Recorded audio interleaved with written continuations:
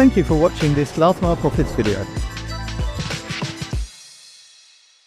Graffiti on lockers. If it annoys you as much as it annoys me, take a look at some ideas Gary and I have on dealing with it. Last Mile Profits is brought to you by Parcel Pending by Quadient. Gary, I want to ask you an honest question.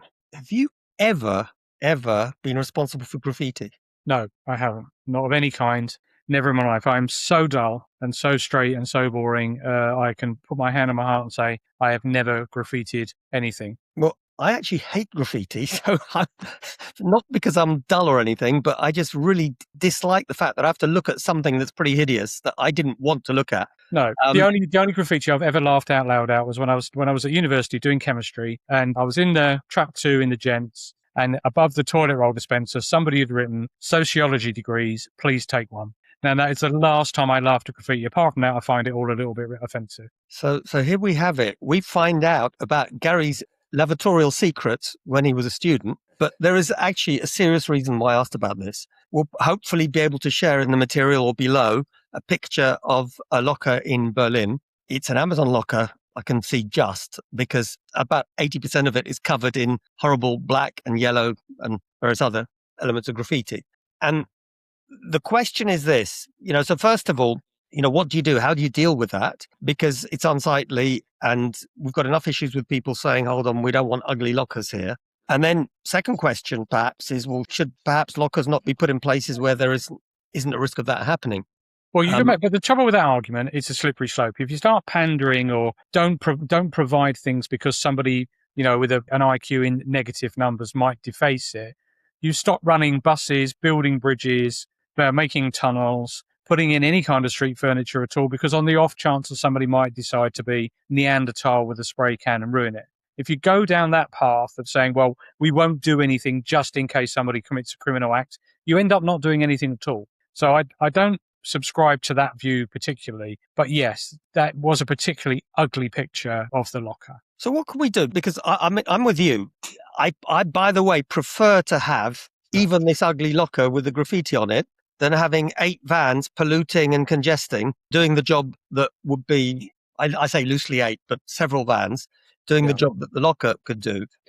But surely the way technology is progressing, you could find some kind of paint that is either very easily cleaned, or you put some, I don't know if you've seen the Allegro lockers in Poland where you have plants planted around them which cover part of them, which I think achieves 2 things. Number one, unless someone is really a diehard graffiti person, they might say, hold on, I'm not going to spray a plant or something. But, maybe there's a solution from that side. There could be a technology solution. Like you say, it could be a special paint that doesn't allow other paint to adhere to it. It could be like some form of wrap. And I don't mean your musical style, Marek. I mean, some sort of PVC or polyethylene, whatever type plastic wrap, which again doesn't allow paint to adhere to it, makes it very easy to clean off. But then again, it goes back to this point. Why should we make an investment to prevent stupid people from doing stupid things? I mean, stupid people will do stupid things regardless. If the locker wasn't there, they'd be spray painting something else. It's just something else to deface. I think that's a good their mark on.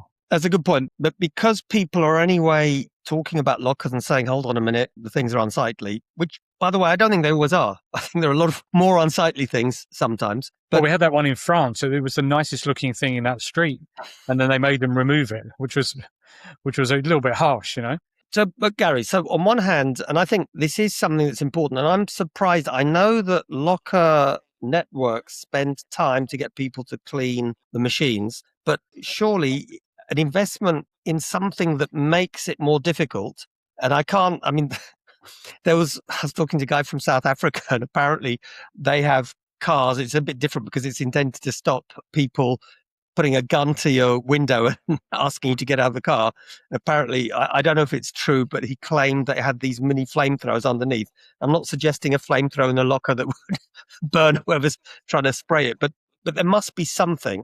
You have people spraying everything they can think of, and there isn't any system really that can stop that. Well, I think to do graffiti, and some people would argue it's a form of art, a form of self-expression, takes a bit of time.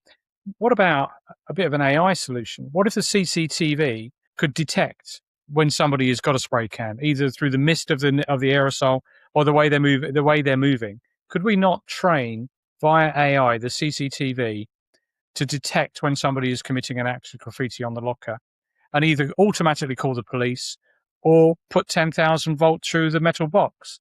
That might be the other way to deal with it. It's something simple that acts as a deterrent. Or it triggers a sound. You're being recorded. You are committing an act of graffiti. You're being recorded. Would that put somebody off? Gary, we now all understand where the South African idea came from. But you're absolutely right. The way AI is going now, you've got AI that allows you to tell that someone went up to a locker, took their parcel, and then afterwards said they didn't. So I think actually that's quite an inspired idea, that if it sees someone coming up suspiciously, so hoodie and something that looks like a spray can, it could have this recorded message. It could call the police. And even if it doesn't work every time, I'm sure it would deter some people. Yeah, exactly. And it's, you need to take some sort of action. And it's, you're never going to stop people trying to do it. But what you can do is maybe provide a disincentive or increase the perceived chance that you're going to get caught. But you don't shoplift if you think you're going to be caught on CCTV. Half the time the CCTV cameras are dummies or not recording, but it can be enough to put it off. So yeah, we've talked about CCTV in the past, and I had long debates about it with my previous company.